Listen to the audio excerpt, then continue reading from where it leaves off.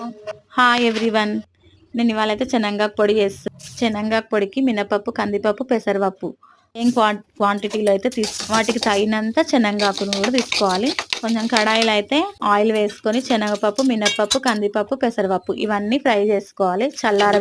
దాని తర్వాత పచ్చి శనగాకైతే ఫ్రై చేసుకోవాలి. దాని తర్వాత బాగా ఫ్రై చేసుకున్న తర్వాత సిమ్లో పెట్టి ఫ్రై చేసుకోవాలి. శనగాకుని కొంచెం ఆయిల్ వేసి ఫ్రై చేసుకోవాలి. సిమ్లో పెట్టి ఫ్రై చేసుకోవాలి. చింతపండు కొంచెం ఫ్రై చేసుకోవాలి. కొంచెం వెల్లుల్లి రెబ్బలు, కొంచెం ఒక ఎల్లిపాయలు కూడా ఫ్రై చేసుకోవాలి. నాకైతే చాలా ఇష్టం శనగ పొడి. వేడి వేడి అన్నంలోకి అయితే శనగ పొడి సూపర్ ఉంటుంది. అవి ఫ్రై చేసుకున్న తర్వాత గ్రైండ్ చేసుకున్న తర్వాత కొంచెం పసుపు, తగినంత కారం, ఉప్పు, తర్వాత వెల్లుల్లి రెబ్బలు వేసుకొని గ్రైండ్ చేసుకున్న తర్వాత శనగాకును కూడా గ్రైండ్ చేసుకోవాలి. ఇష్టం ఉన్న వాళ్ళు చక్కెర వేసుకోవాలి.